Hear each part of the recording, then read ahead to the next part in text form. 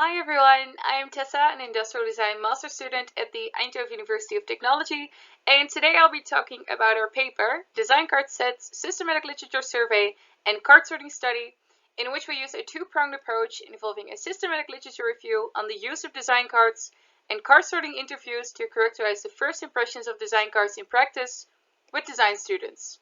And these two studies contribute a comprehensive overview of the state of the art of literature on design cards and a characterization of the design card design space derived from users' empirical impressions. The presentation will briefly cover the background and method, but will mainly focus on findings and results. So if you'd like to get more familiar with the other parts of the paper, then please consult the paper. Can you call yourself a true designer if you've never worked with or made a design card set? Research in the field of human-computer interaction has generated numerous tools aimed at supporting interaction designers during the design process. Design cards are an example of such a tool and can be described as tangible idea containers that trigger creativity and facilitate collaboration. Our knowledge of how to use design cards best and how to design them is still under development, and most writings on design cards introduce and promote a card set, while the actual usage of design cards is rarely discussed in literature. One of the few reviews is the analysis by Wolfel and Merritt that provides a broad-level overview of available design cards by classifying 18 well-known and widely available design cards along 5 dimensions as shown in the figure. Since the categorization system introduced by Wolfel and Merritt was non-systematic and is now already 6 years old, it was used in aiming to provide a comprehensive and up-to-date overview of the state of the art regarding design cards and their use. Through this systematic literature review, it led to a categorization system as shown in the figure. A total of 46 papers were screened and 26 papers were retained for further analysis, while they were describing 32 different card sets. Some categories and subcategories were redefined, such as the duration category that was renamed to design activity, and a new category, availability, was added to specify the accessibility of the cards. A lack of sufficient overview of design cards and the inaccessibility of card sets contribute to the issue that was already brought up by Wolfel and Merritt, that designers have the tendency to create new design cards rather than use existing ones. Our survey of the literature reveals a lack of documentation regarding how to use different design cards, with researchers leaving this approach open or undocumented. We decided to investigate this further by means of a card sorting study. Card sorting is a useful interview technique for understanding users' mental models. Card sorting was used here in order to categorize the design cards based on the participants' first impressions of the cards.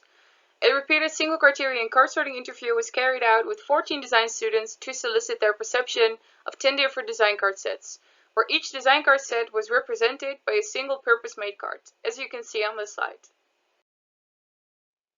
In total, we conducted 14 different card sorting sessions, which all lasted for about 30 to 45 minutes.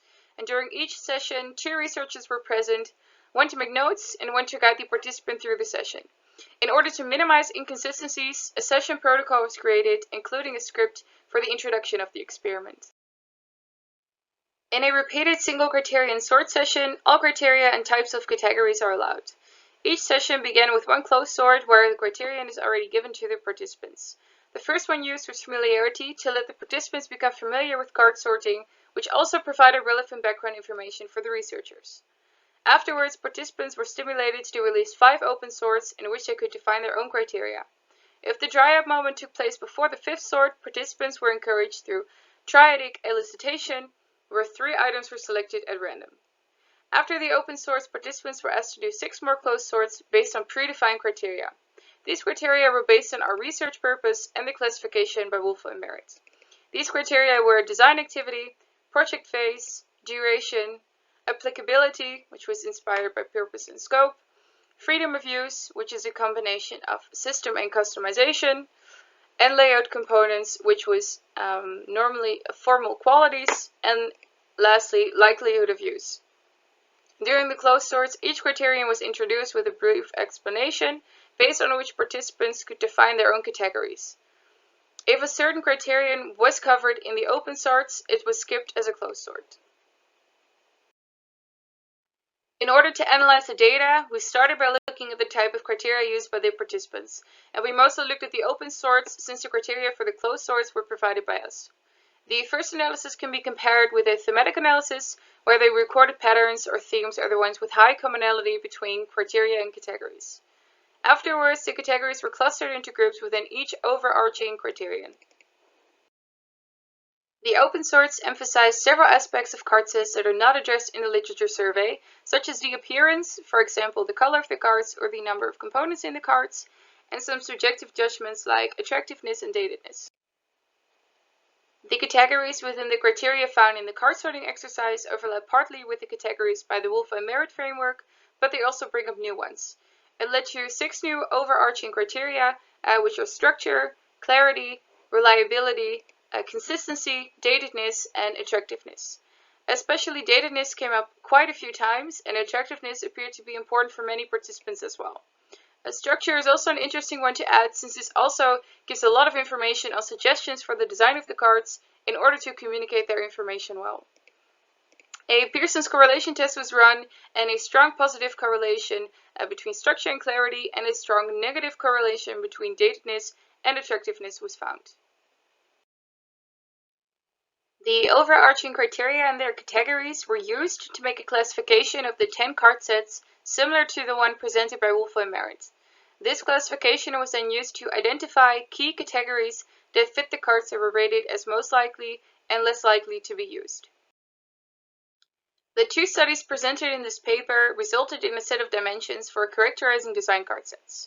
On the one hand, the systematic literature review allowed a comprehensive overview of design card sets as these appear in the literature, thereby extending and redefining the dimensions put forward by Wolfe and Merritt in their informal review of design cards. On the other hand, card sorting interviews with design students allowed us to propose a 10-dimensional space for design cards. The 2 studies thereby contribute a comprehensive and state-of-the-art overview of literature on design cards and a characterization of the design card design space derived from users' empirical impressions.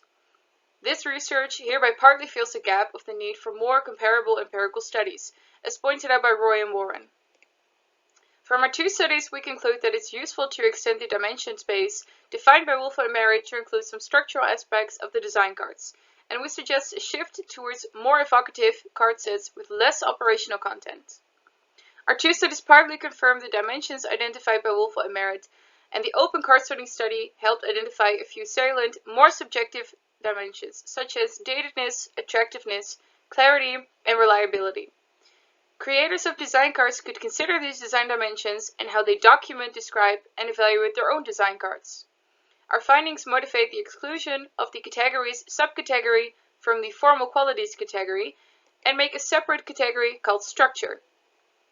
Our 2 studies lead to the conclusion that it is essential to design not just the card content, but also the process of using design cards to fully take advantage of the card sets as a medium for communicating design knowledge. The card sorting study supports the statement showing the importance of the freedom of use criterion, where we stress that one should consider the purpose of these card sets and adjust the freedom of use accordingly. When creating design cards, a promising approach could be open-endedness, aiming to spark curiosity and allowing freedom of use. Going beyond first impressions, future empirical studies of design cards should explore how they are used during design. Thank you for watching, and please have a look at our paper, Design Card Sets, Systematic Literature Review and Card Sorting Study. Please contact me if you have any questions or feedback.